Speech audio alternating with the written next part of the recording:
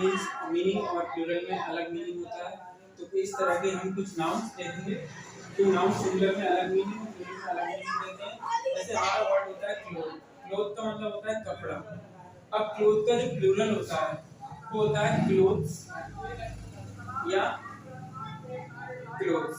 इसका जो प्लूरल होता है वो होता है क्लोथ या क्लोथ्स या ईएस लगा होता है या एस लगा होता है। तो इसका जो प्लूरल होता है एस या ईएस लगाकर बनता है। तो क्लोथ्स और क्लोथ्स में डिफरेंस है, इस एस लगा हुआ है, इसमें ईएस। इसका मतलब होता है केवल कपड़ा या कपड़े का टुकड़ा, है ना, कपड़े का पीस या टुकड़ा। और ये जो क्लॉथ होता है ये ड्रेस के लिए आता है या यूनिफॉर्म के लिए आता है। ड्रेस या यूनिफॉर्म के लिए ये प्रयोग होता है।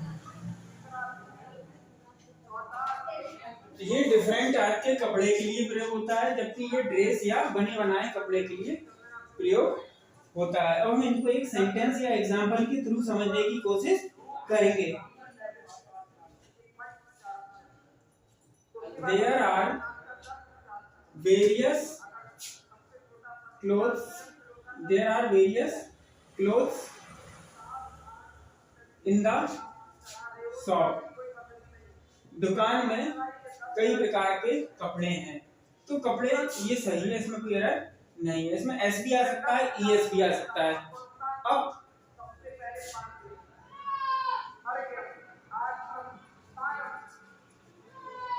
we wear warm clothes। अब यहाँ पर जो है we wear warm clothes in winter। हम सर्दियों में गर्म कपड़े पहनते हैं। अब हम यहाँ बने बनाए कपड़ों की बात कर रहे हैं, ना कि कोई कपड़ा। तो यहाँ पर जो क्लोथ गलत है, यहाँ पर हमारा आना चाहिए ये ईएस वाला। अब ये सही हो जाएगा। We wear warm clothes in winter। We wear warm clothes in winter। अब हम और एग्जांपल देख लेते हैं। नेक्स्ट हम नाउन देख लेते हैं। ये नाउन तो क्लियर हो गया, इसमें कुछ ऐसा हार्ड नहीं था।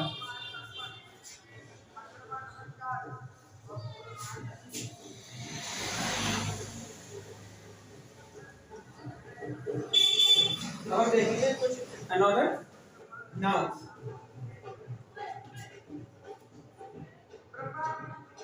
Use of shade and shadow. Use of shade and shadow. Shade और शैडो में क्या डिफरेंस है? जनरली हम जानते हैं शेड का मतलब छाया होता है और शैडो का मतलब परछाई। तो शेड क्या है इसका मतलब हम आपको बता देते हैं। शेड होता क्या है?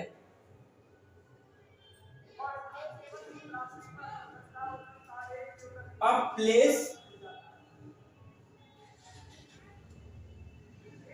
sheltered from the sun। A place sheltered from the sun। और जो शैडो होता है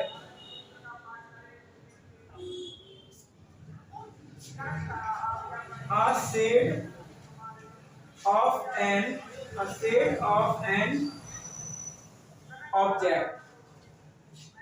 ये एक ऑब्जेक्ट की क्या होती है? केवल एक छाया जैसा बनना।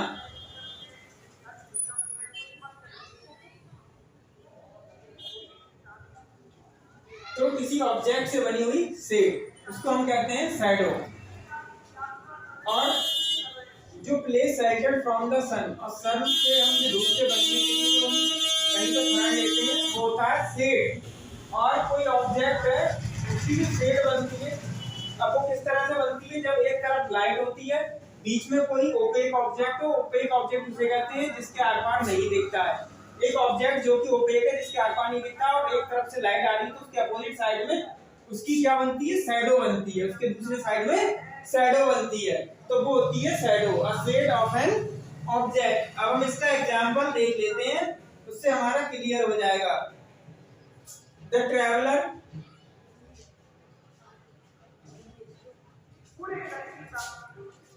sat the traveller sat under the shadow of a tree. ये देख लेते हैं, ये पूरा विजुअल उसमें आ रहा है मेरी स्क्रीन पे आ रहा है, of a tree. The traveller sat under the shadow of a tree. और एक एग्जांपल मैं लिखता हूं, he afraid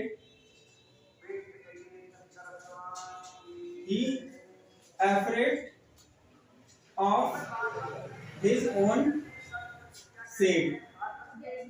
अब हम देखते हैं, जो यात्री था वो छाया में बैठेगा, ना कि शैडो में. छाया में बैठेगा, यानी ये गलत है.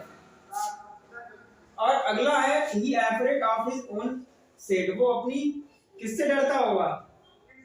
अपनी छाया से नहीं डरता है, यानी वो अपनी परछाई से भी डरता है. तो यहाँ पे आएगा शैडो और यहाँ पर आएगा शेड, और ये सही हो जाएगा, ये सही हो जाएगा, और ये गलत था. तो he afraid of his own shadow. यहाँ पर he is afraid of his own shadow. अब ये सही हो गया, he is even या he is afraid of his own shadow आएगा यहाँ पर, ना कि shade आएगा. इस तरह से हमने ये एग्जांपल के थ्रू समझा shade और shadow का डिफरेंस. और हम इसी तरह और भी नाउन्स हैं जिनका हम यूज देख लेते हैं. Use of cost and price.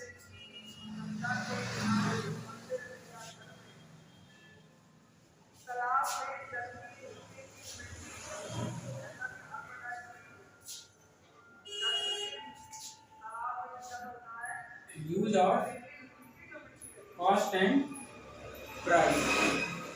Cost और प्राइस में क्या अंतर है? कॉस्ट और प्राइस में क्या डिफरेंस है? कॉस्ट का मतलब होता है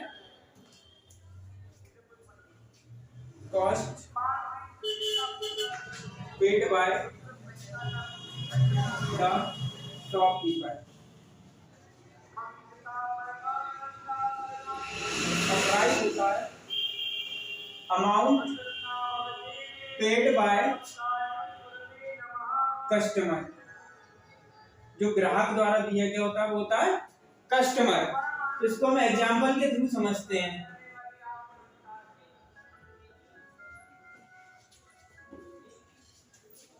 the cost of everything is increasing day by day. Day by day, दिन प्रतिदिन जो कॉस्ट है सभी चीजों की वो बढ़ती जा रही है. तो अब हमें देखना है ये सही है या गलत है.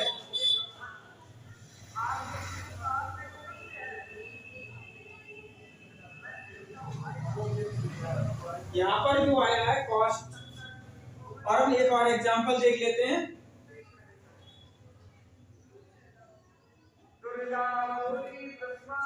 What is the price of this book? हम दुकान पे जाके पूछ रहे हैं what is the cost of this book? इस बुक की कॉस्ट क्या है? अब हमने बताया था जो ग्राहक के लिए वो क्या होता है? Price. Price amount paid by the customer. तो हमने पूछा तो वो प्राइस, तो ये सही है, इसमें कोई गलती नहीं है. अगला है, इससे पहले था cost of everything is increasing day by day. यहाँ पर जो हो रहा है cost of everything is increasing day by day. यहाँ कॉस्ट की बात हो रही है. अब दुकानदार के लिए उसकी हर चीज कीमती होती है, कॉस्टली होती है, इसलिए उसके लिए ऐसा ये ठीक है. यहाँ पर आएगा तो cost of everything is increasing day by day. तो इस तरह से हमने देखा कॉस्ट ऑफ प्राइस में डिफरेंस. आई थिंक अच्छे से समझ में आ गया होगा. अगर आपको अच्छा लगा तो प्लीज लाइक. अगर अभी तक चैनल सब्सक्राइब नहीं किया है तो please subscribe my channel Mohan's multiverse to watch another important grammar related video. Thanks for watching.